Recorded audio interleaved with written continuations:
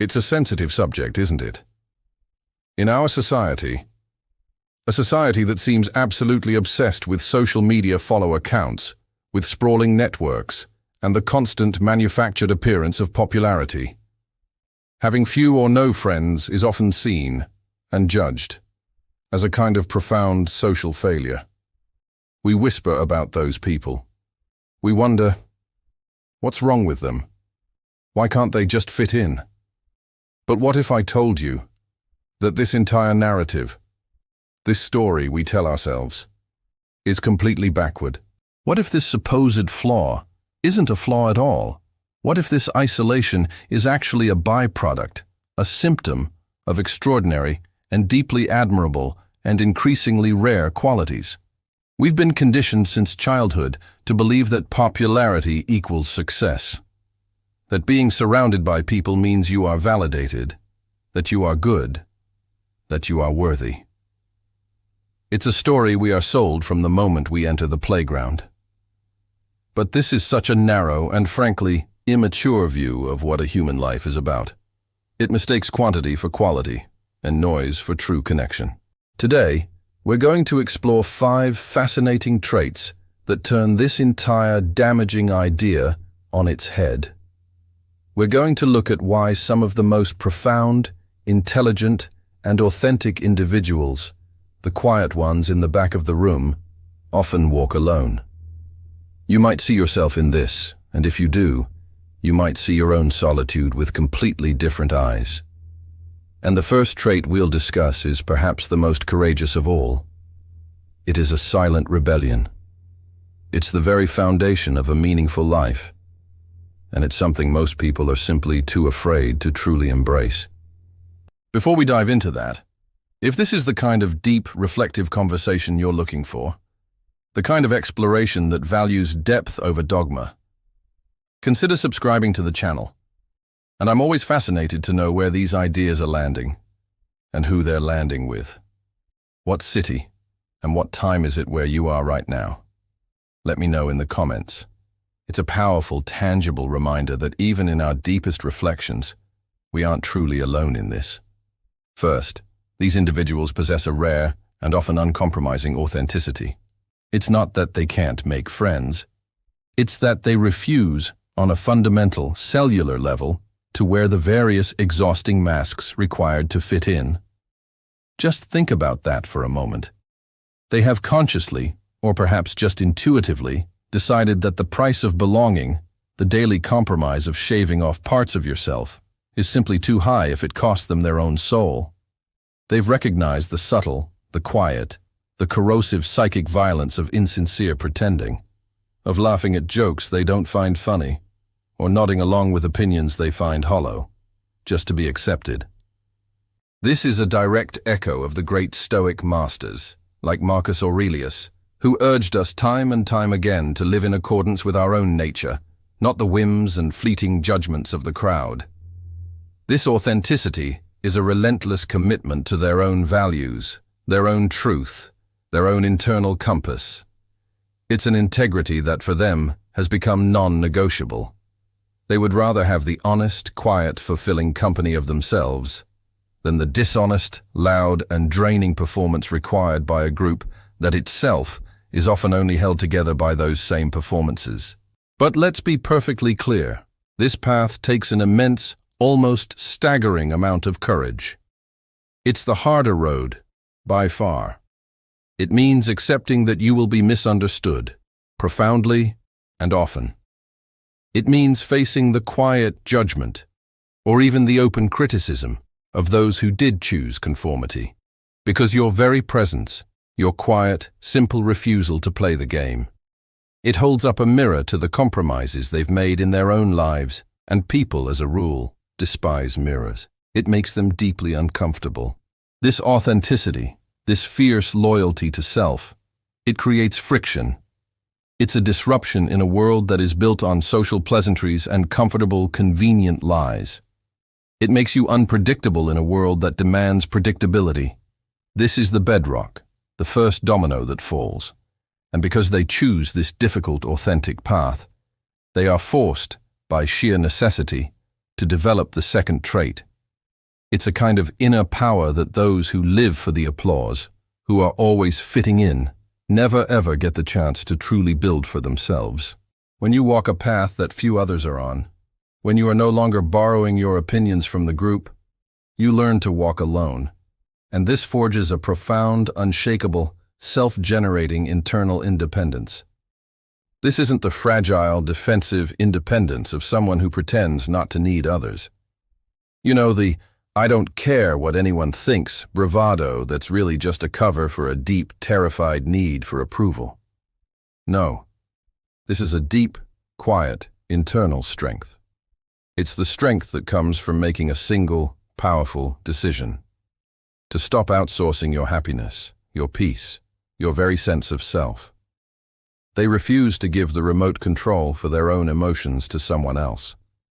They have learned, often through trial and much error, through many lonely nights of the soul, to be their own source of validation, their own comfort, and their own guide. They don't depend on others to fill their time, or worse, to regulate their feelings for them. They've faced their own shadows, sat with their own loneliness, their own emptiness, and in that quiet void, which the rest of the world runs from, they discovered that they are, in fact, already whole. They don't need another person to fix them or complete them. They've learned to solve their own problems. They've learned to find genuine, lasting joy in their own company, in their own hobbies, their own thoughts. They've become a self-sufficient unit in a world that, frankly, seems to push codependency as a virtue, as romance or loyalty. They don't use other people as a distraction from themselves, which, if we're honest, is what so many relationships are really about, aren't they? This makes them incredibly, deeply strong. A lighthouse, not a lifeboat. One is a guide, the other is just clinging to wreckage. But this strength, this profound self-sufficiency, it has an inevitable, powerful side effect. It changes everything about how they interact with the world. It means they don't enter relationships, friendships or otherwise, from a place of neediness or desperation or just plain boredom. They are not looking for a savior. This automatically makes them incredibly discerning. And this leads us directly to the third trait, one that is so often mistaken and judged as arrogance or elitism. This brings us to a powerful and often misunderstood wisdom, the wisdom of selectivity. You see, when you are truly independent, when you genuinely, truly enjoy your own company, when you'd rather be alone than with the wrong people, you stop seeing other people as a necessity. You are no longer a beggar at the gates of social acceptance. They stop being a utility, something to use to pass the time or to feel less alone. Instead, you start seeing them as an enhancement, a potential addition, to a life that is already full and peaceful. And naturally, your standards for that enhancement, they rise. Dramatically. This isn't arrogance. It's not elitism. It's energetic conservation. It's wisdom. It's the deep, intuitive knowing that your energy is finite and that your time, well, your time is the most precious, non-renewable resource you have in this life. They are simply no longer willing to trade diamonds for dust. They are no longer willing to waste it on interactions that feel empty, or draining, or false.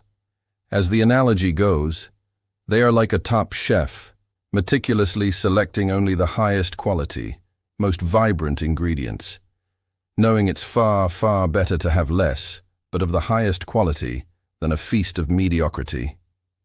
They understand, on a cellular level, that it is far better to have one or two deep, true, authentic connections that challenge and inspire them, than 100 superficial acquaintances. They have simply lost the patience for small talk.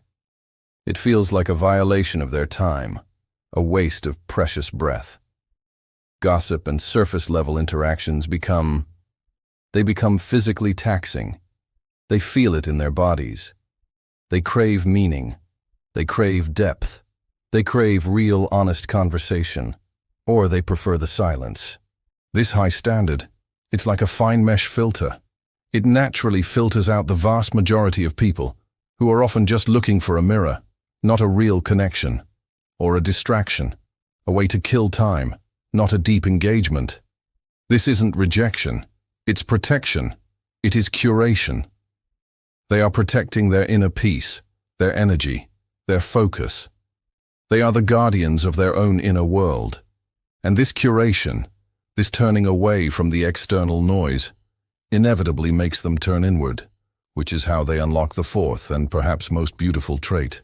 When you spend less time performing for an external audience, when you're not constantly checking your reflection in the eyes of others, wondering, how am I doing?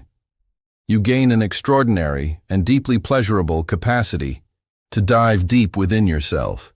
This is the profound gift of introspection. While so many people in the world are, as the analogy goes, like leaves in the wind, constantly tossed around by the next trend, the next online outrage, the next social drama, the introspective person is the tree itself. They are rooted. Their nourishment comes from within. They are connected to their own inner world, a world that they've discovered is just as vast, just as complex, and far more fascinating, and far more reliable than the external one. Their inner life becomes like a personal library, filled with their own thoughts, their own ideas, their own memories, and their own reflections. It's a place they can go to any time, a refuge. They're never truly bored, because this library is always expanding, always offering something new to explore, a new connection to make. They are weavers of their own thoughts. They are their own best company, because they are endlessly interesting to themselves. Or think of it this way. It's a secret garden that they continuously, lovingly cultivate. They develop a rich, ongoing dialogue with themselves. This isn't a sign of being crazy. This is a sign of true sanity, of self-possession. This practice leads to profound self-knowledge and a high degree of emotional intelligence that is simply impossible to develop when you're always distracted by the noise of the outside world. They understand their own triggers. They know why they feel what they feel. They understand their own motivations, their own fears, their own desires. They are thinkers. They are observers. They notice the details, the patterns, the subtle energies in a room that others, in their rush, completely miss. This deep self-awareness makes them different. It just does. They see the matrix. They see the games people play for approval. They see the unconscious patterns running the world. And this deep self-knowledge, it has a powerful and irreversible side effect. It changes them fundamentally. It forces them into the fifth and most transformative trait.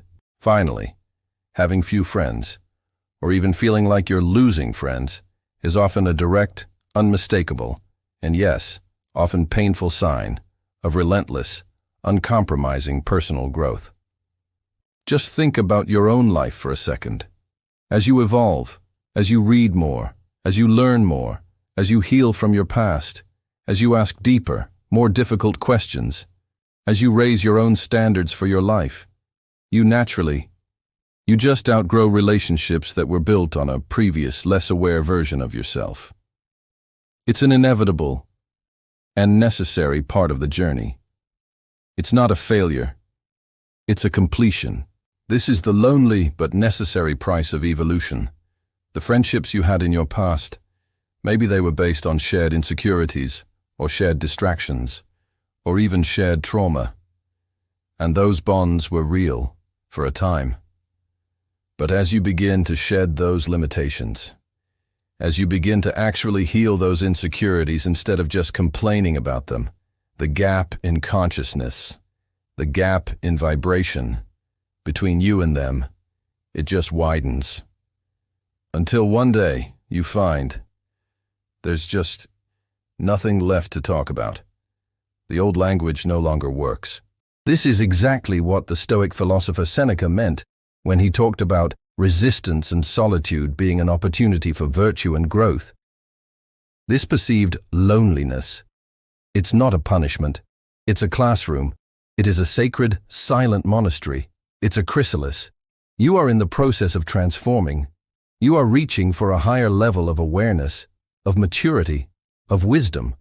You simply cannot stay where you were, and you will not betray yourself by pretending to be someone you are no longer. It's exactly like the mountain analogy. It's as if you are now looking at the world from the top of a mountain, while many remain in the valley. Your perspective is just wider, clearer, deeper. You can see the whole map, not just the next street corner. You can't unsee what you've seen from up there. This isn't a judgment on the people in the valley. It's just a different, higher vantage point. But it is, by its very nature, a more solitary one. And this all leads to a profound realization about what this all really means. So, when you put all of these 5 pieces together, the raw courage of authenticity, the quiet strength of independence, the deep wisdom of selectivity, the profound depth of introspection, and the unstoppable, non-negotiable drive for personal growth, you don't just get a lonely person. That's not the right word. That's a lazy, dismissive social label. What you get is someone who has found a different path, a harder path, a path that few are brave enough to take. What you get is an individual who has, perhaps without even knowing it, chosen intellectual, emotional, and even spiritual elevation over simple, easy social conformity. You get someone who has decided, at their core, that they value truth, even when it's uncomfortable, more than they value fitting in. You get someone who values depth, even when it's dark, more than they value acceptance. And in doing so, they've aligned themselves with a different kind of human, a different lineage of thought. This isn't a new phenomenon. This is not a modern problem. This is the story of the innovator, the mystic, the artist. Many of the most notable, most impactful people in all of human history. The great thinkers, the artists, the mystics, the visionaries, the people who pushed humanity forward. They were, by and large, solitary figures.